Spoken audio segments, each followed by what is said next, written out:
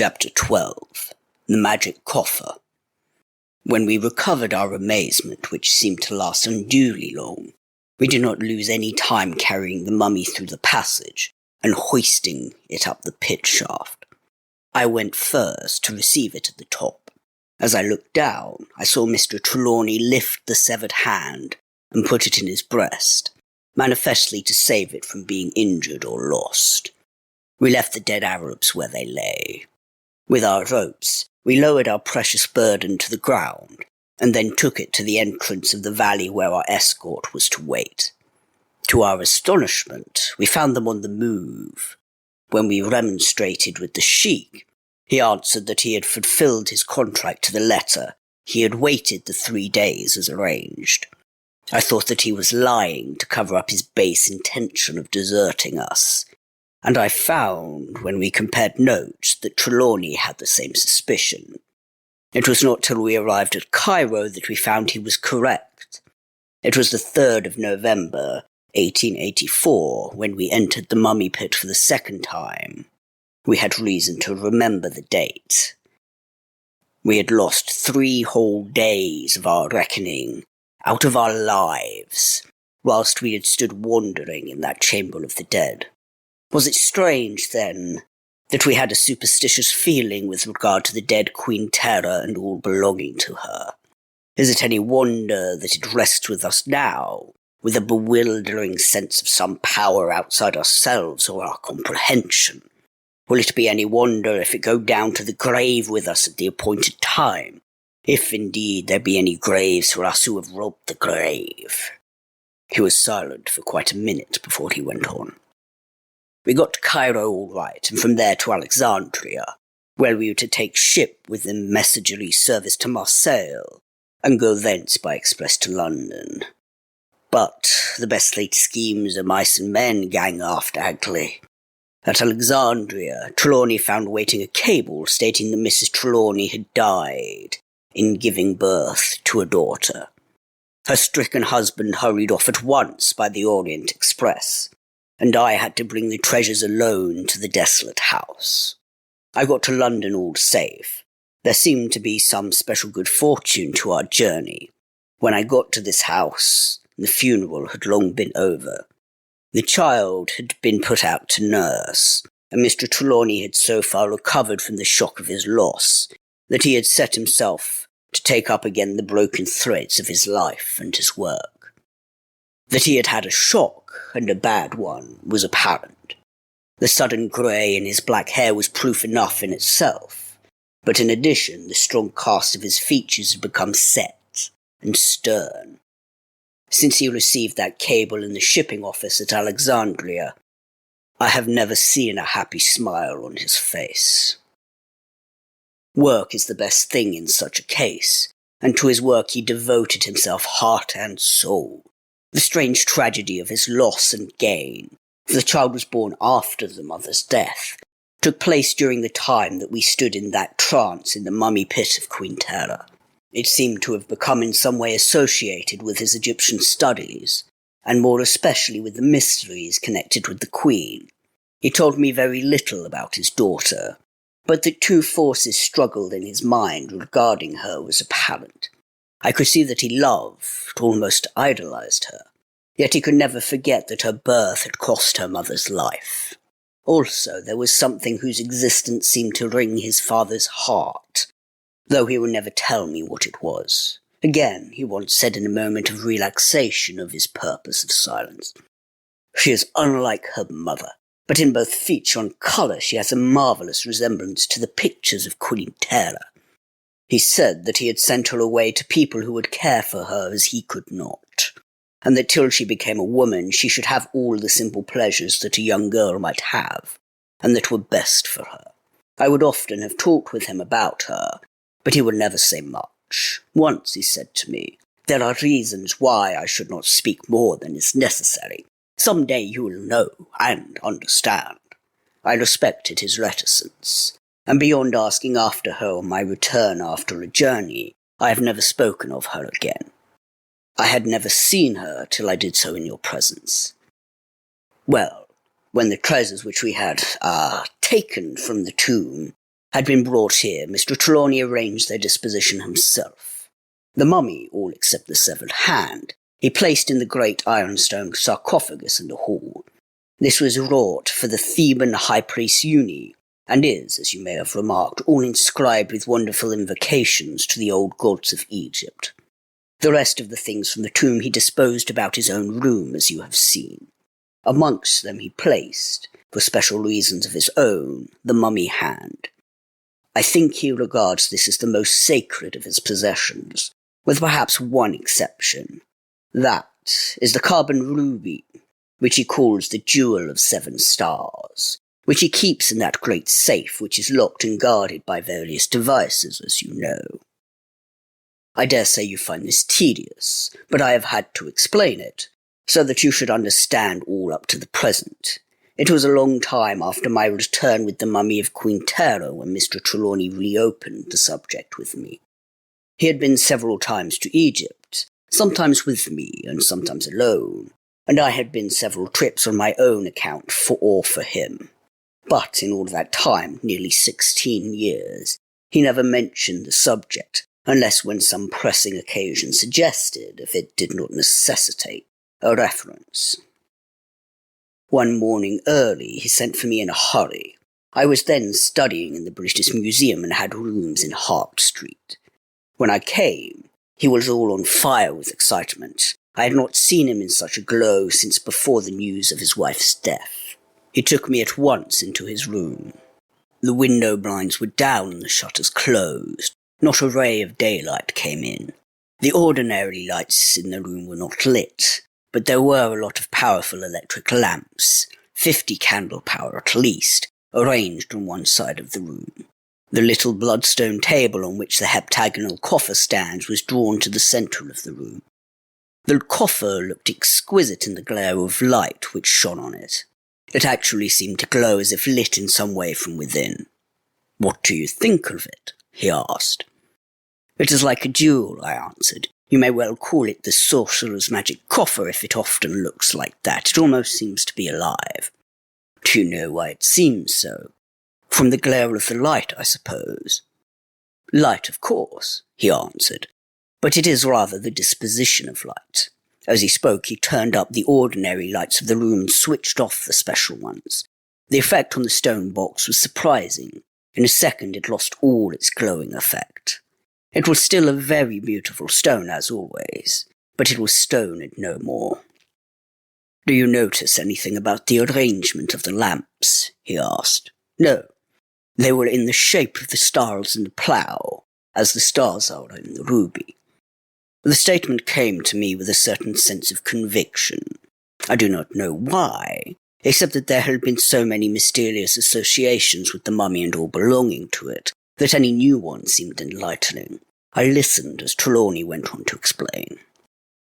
"For 16 years I have never ceased to think of that adventure, or to try to find a clue to the mysteries which came before us, but never until last night did I seem to find a solution. I think I must have dreamed of it, for I woke all on fire about it. I jumped out of bed with a determination of doing something, before I quite knew what it was that I wished to do. Then, all at once, the purpose was clear before me. There were allusions in the writing of the walls of the tomb to the 7 stars of the Great Bear that go to make up the plough, and the north was again and again emphasized. The same symbols were repeated with regard to the magic box, as we called it. We had already noticed these peculiar translucent spaces in the stone of the box. You remember the hieroglyphic writing had told that the jewel came from the heart of an aerolite, and the coffer was cut from it also. It might be, I thought, that the light of the 7 stars, shining in the right direction, might have some effect on the box or something within it. I raised the blind and looked out. The plough was high in the heavens, and both its stars and the pole star were straight opposite the window. I pulled the table with the coffer out into the light, and shifted it until the translucent patches were in the direction of the stars. Instantly the box began to glow, and you saw it under the lamps, though but slightly. I waited and waited, but the sky clouded over and the light died away. So I got wires and lamps, you know how often I use them in experiments, and tried the effect of electric light. It took me some time to get the lamps properly placed, so that they would correspond to the parts of the stone, but the moment I got them right, the whole thing began to glow as you have seen it. I could get no further, however. There was evidently something wanting. All at once it came to me that if light could have some effect, there should be, in the tomb, some means of producing light, for there could not be starlight in the mummy pit in the cavern. Then the whole thing seemed to become clear. On the bloodstone table, which has a hollow carved in its top, into which the bottom of the coffer fits, I laid the magic coffer, and I at once saw that the odd protuberances so carefully wrought in the substance of the stone corresponded in a way to the stars in the constellation. These, then, were to hold lights. "Eureka!" I cried. "All we want now is the lamps."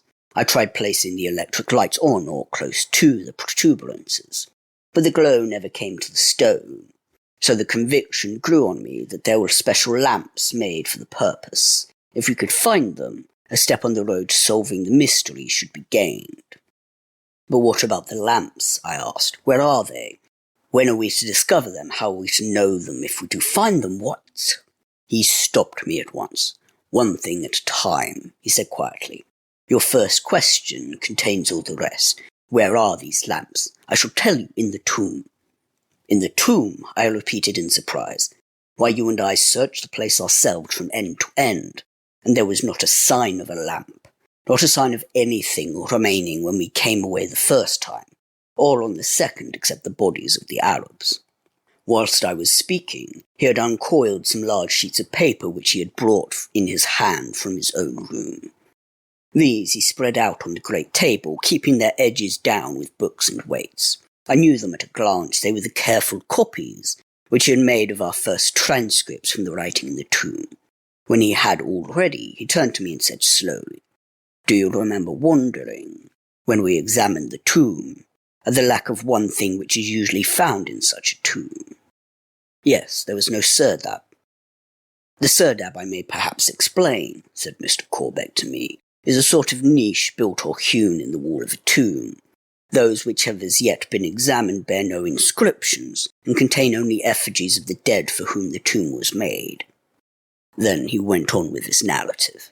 Trelawney, when he saw that I had caught his meaning, went on speaking with something of his old enthusiasm. "I have come to the conclusion that there must be a serdab, a secret one. We were dull not to have thought of it before. We might have known that the maker of such a tomb, a woman who had shown in other ways such a sense of beauty and completeness, and who had finished every detail with the feminine richness of elaboration, would not have neglected such an architectural feature. Even if it had not its own special significance in ritual, she would have had it as adornment. Others had had it, and she liked her own work to be complete. Depend upon it, there is a serdab, and that in it, when it is discovered, we shall find the lamps." Of course, had we known then what we now know, or at all events surmised that there were lamps, we might have suspected some hidden spot, some cache. I am going to ask you to go out to Egypt again to seek the tomb, to find the serdab, and to bring back the lamps. And if I find there is no serdab, or if discovering it I find no lamps in it, what then? He smiled grimly with that saturnine smile of his, so rarely seen for years past, as he spoke slowly. "Then you will have to hustle till you find them." "Good," I said. He pointed to one of the sheets. "Here are the transcripts from the chapel at the south and the east. I have been looking over the writings again, and I find that in 7 places around this corner are the symbols of the constellation which we call the Plough, which Queen Tera held to rule her birth and her destiny. I have examined them carefully, but I notice that they are all representations of the grouping of the stars as the constellation appears in different parts of the heavens. They are all astronomically correct, and as in the real sky the pointers indicate the pole star, so these all point to one spot in the wall where usually the serdab is to be found." "Bravo!" I shouted, for such a piece of reasoning demanded applause. He seemed pleased as he went on. "When you are in the tomb, examine this spot. There is probably some spring or mechanical contrivance for opening the receptacle. What it may be, there is no use guessing. You will know what best to do when you are on the spot. I started the next week for Egypt, and never rested till I stood again in the tomb. I had found some of our old following, and was fairly well provided with help. The country was now in a condition very different to that which it had been in 16 years before. There was no need for troops or armed men. I climbed the rock face alone. There was no difficulty, for in that fine climate the woodwork of the ladder was still dependable. It was easy to see that in the years that had elapsed there had been other visitors to the tomb, and my heart sank within me when I thought that some of them might, by chance, have come across the secret place. It would have been a bitter discovery indeed to find that they had forestalled me, and that my journey had been in vain. The bitterness was realized when I lit my torches, and passed by the 7-sided columns to the chapel of the tomb. There, in the very spot where I had expected to find it, was the opening of the serdab, and the serdab was empty. But the chapel was not empty, for the dried-up body of a man in Arab dress lay close under the opening, as though he had been stricken down.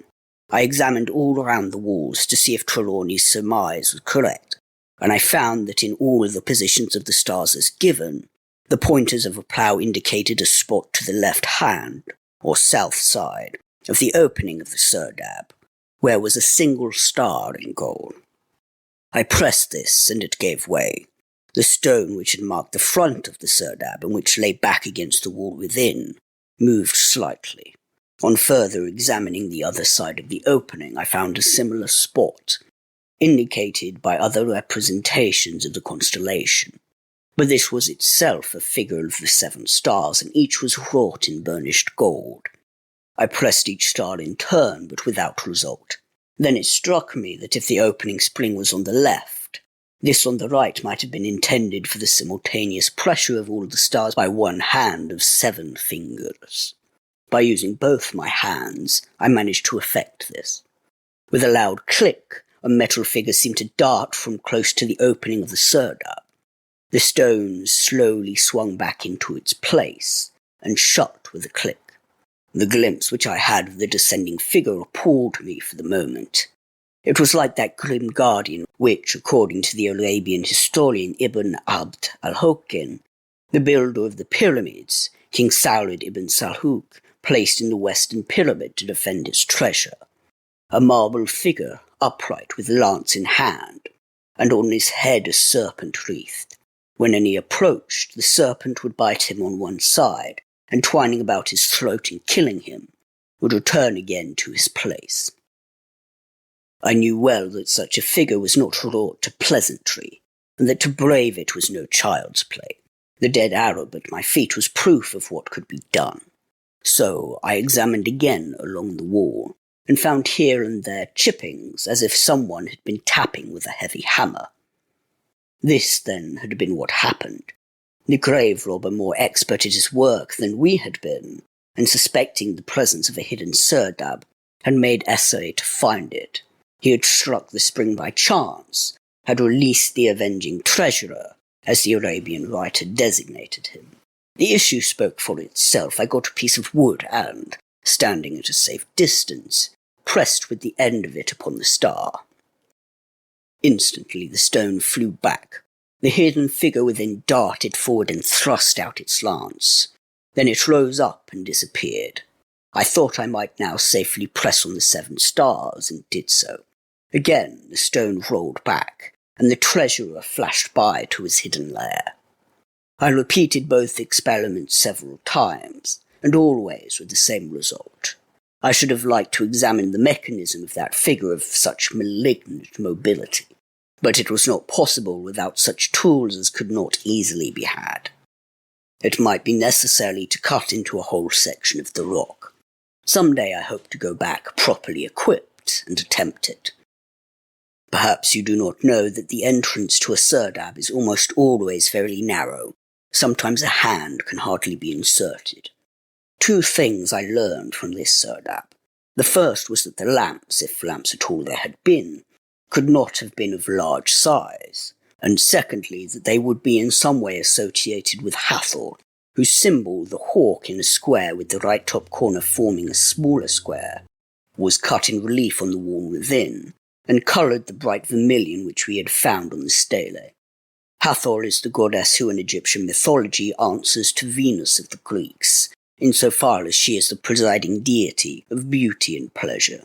In the Egyptian mythology, however, each god has many forms, and in some aspects Hathor has to do with the idea of resurrection. There are 7 forms or variants of the goddess. Why should not these correspond in some way to the 7 lamps? That there had been such lamps I was convinced. The first grave robber had met his death. The second had found the contents of the serdab. The first attempt had been made years since. The state of the body proved this. I had no clue to the second attempt. It might have been long ago, or it might have been recently. If, however, others had been to the tomb, it was probable that the lamps had been taken long ago. Well, all the more difficult would be my search, for undertaken it must be. That was nearly 3 years ago, and for all that time I have been like the man in the Arabian Nights, seeking old lamps not for new but for cash. I dared not say what I was looking for, or attempt to give any description, for such would have defeated my purpose. But I had in my own mind at the start a vague idea of what I must find. In process of time this grew more and more clear, till at last I almost overshot my mark by searching for something which might have been wrong. The disappointments I suffered and the wild goose chases I made would fill a volume, but I persevered. At last, not 2 months ago, I was shown by an old dealer in Mosul one lamp such as I had looked for. I had been tracing it for nearly a year, always suffering disappointment, but always buoyed up in further endeavour by a growing hope that I was on the track.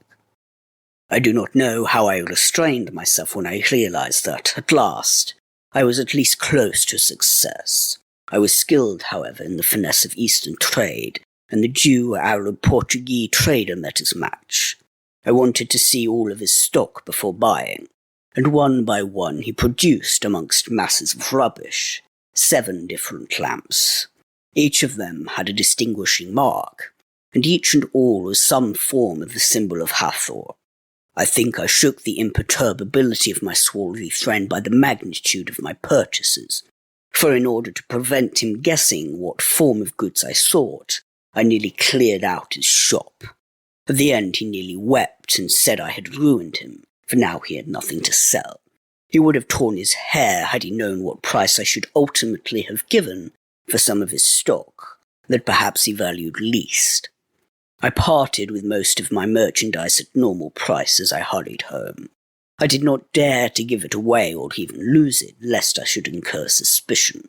My burden was far too precious to be risked by any foolishness now. I got on as fast as it is possible to travel in such countries, and arrived in London with only the lamps and certain portable curios and papyri, which I had picked up on my travels. Now, Mr. Ross, you know all I know, and I leave it to your discretion how much, if any of it, you will tell Miss Trelawney. As he finished, a clear young voice said behind us, "What about Miss Trelawney? She is here." We turned, startled, and looked at each other inquiringly. Miss Trelawney stood in the doorway. We did not know how long she had been present, or how much she had heard.